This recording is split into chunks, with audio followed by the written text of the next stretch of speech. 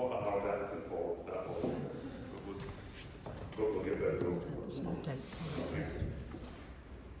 So thanks for the introduction. I'm Rod Anderson. I'm Director of Recovery Coaching Scotland. If you knew we had such a thing in Scotland, we do. It's a pleasure to know Nathan and to be invited up here to speak to you a little bit about recovery coaching. So we deliver a self-coaching course, and we deliver that across mostly our prison system in Scotland.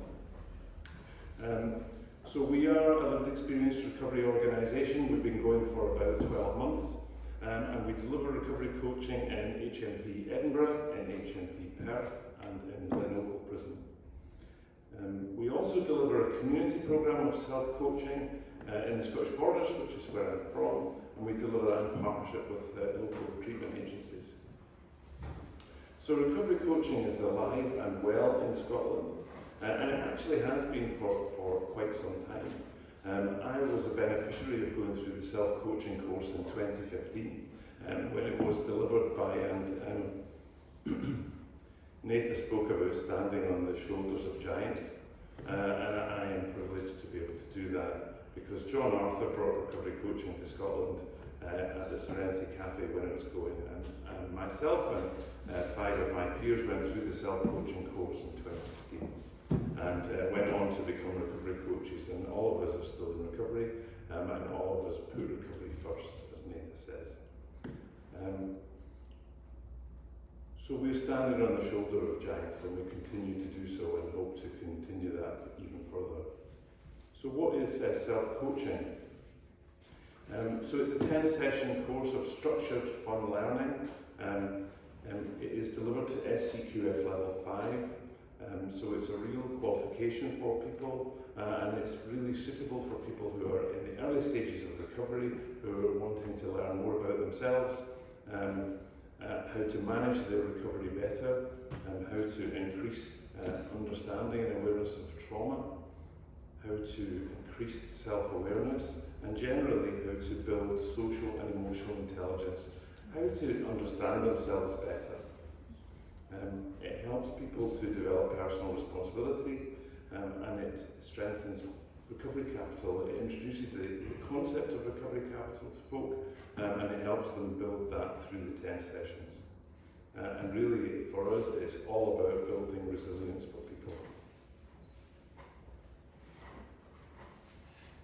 So we deliver over 10 sessions. Generally speaking, in the prisons, we do that over 10 weeks. Each session lasts a whole day. We introduce people to the concepts of coaching. We use lots of things that you'll have heard of.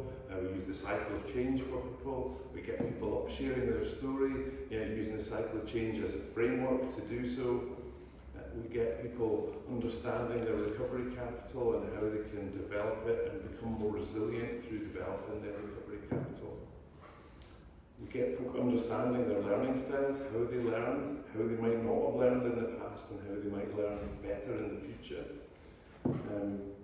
We get folk thinking about their values. Not many people get to sit in a room with 10 other people in recovery and actually think, what are my values? How is that the lens that I understand the world through? We do a lot around emotional intelligence and becoming more self-aware. And through that, we introduce the concept of trauma to people. And that's very difficult, particularly within our prison system, where the majority of our candidates that we work with have got significant trauma, but may not understand the language of trauma or really understand what's happened to them. Prison governor said to me when we started doing this, don't talk about trauma. And I said, why not? And he said, well, it's like a Pandora's box, we just don't like opening it. So we do open it, and we get people talking about it. And it's really hard, particularly for people who have been deprived of their liberty, who don't see their children, and then when they understand what ACEs are and how they impact on young people, it's hard for people. So but we help them, we work through the pain with them and get them understanding some stuff about it. Towards the end of the course, we're developing some skills for people to work with others and maybe think about becoming recovery So how we build rapport, how we communicate, how we use active listening skills, and how we then use powerful questions to get at the real issues. So, our outcomes, well, where are we with our projects? In Edinburgh we've delivered almost 3 full courses of 10 or more candidates, and we're working with FEDNO residents in HMP Edinburgh. In Perth we are with our second cohort of learners, and we're piloting a fairly innovative project in HMP Perth where we're bringing peers in from local services from the outside to learn alongside the prisoners. So that's quite difficult to achieve in a prison setting if you know anything about our prisons. But it's actually highly effective because it breaks down stigma, it breaks down barriers, and it helps people make connections on the outside within recovery communities and services, which is really missing in our whole sort of prison piece of work. In Glenorchy, we're in the final few sessions of our first course there, and in that prison, which is one of our largest prisons, it's one of the only lived experience interactions that folk get within the prison setting. So it's very well received by the men in Glenorchy, and we've got a massive waiting list of folk who want to join in. We've very, very low dropout rate when people start our course. Generally they finish it. Sometimes there's things out with control that happen in prisons. Every learner gives us really good feedback around their confidence levels and around how resilient they feel about their recovery when they finish the course. And what a lot of people say to us is, okay, that was really good, what next?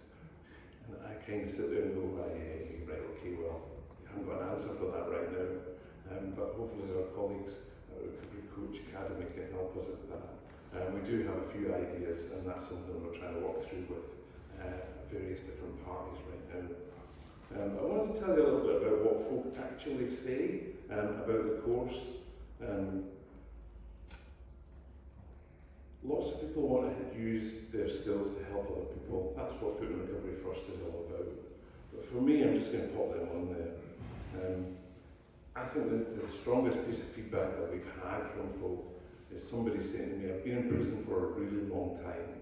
I have done every single programme that's available in the Scottish Prison Service, and this was the best one. So what's different about how we do it? It's a little bit about what you said, Nathan. It's around putting recovery first. It's about being delivered by lived experience and leading with our heart. That's what we do. That's what you do. So where are we going with it now? And from our perspective, we are currently developing a new model with our partner prisons, and that is all about adding value. We used to call it plugging gaps, but the prisons didn't like that. So now we add value. And we've discovered lots of things over the last year of doing this work, is that lots of things in our prisons don't work very well. Right? One of them is, for example, the prisoner rehab pathway, which isn't really a pathway. It's kind of, I won't say what it is, but it doesn't work. So we want to make that work better. That's what we mean by adding value. We want to develop a formal qualification routes for people to give them some choices, so that when they come out of prison, they can get a job, and they can get a job using their lived experience. Yeah, I mean, it's not innovative stuff. It's just sensible stuff that we need to do. So we want to have some full-time staff who work across the 3 prisons, who are there 5 days a week and actually making a much bigger difference than we are currently. There is new through care being developed for our prisons, which is to be rolled out or commissioned next year and the year after. So we want to be in a good place to be able to do some of that as well. So that's a little bit about the work that we do in prisons, but we also do some other work. So we work with Borders in Recovery. So I'm part of a recovery community in the Scottish Borders where I live. We support around about 20 to 30 people in recovery through various activities, having a music group, having a recovery cafe, but also delivering the self-coaching course as part of our community. And we do that in partnership with We Are With You and with NHS Borders, with local mental health charities and with the criminal justice team who refer folk for the training. And that's going really well. we are just about to start our second cohort of learners, and we have some referrals for Recovery Coach Academy. We're just trying to find the money for it now, which our ADP is kind of thinking about. We also think that there are other opportunities for people to gain qualifications through other organisations. I'm going to talk a little bit about that. We call our programme in the community Peer Pathways because we want to find a pathway for folk to get into employment using their lived experience, as we talked about before. So some of you will know that I used to work for the St Giles Trust, and we ran a pilot project in Scotland for people with lived experience to get qualification. And the learning from that was when we opened that out to recovery communities in Scotland, we were inundated with people who wanted to do our qualification, some of whom the partner agencies of delivering that are in the room today.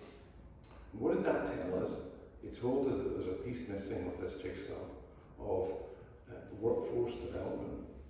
How can we upskill people and scale up and get, and there are great things that happen, not to decry anything else that is done by other agencies, but we could do a lot more.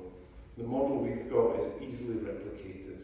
We could do it in any recovery community, and we can build the capacity and get folk into employment. That's what it's all about, delivering our lived experience workforce. Thank you very much.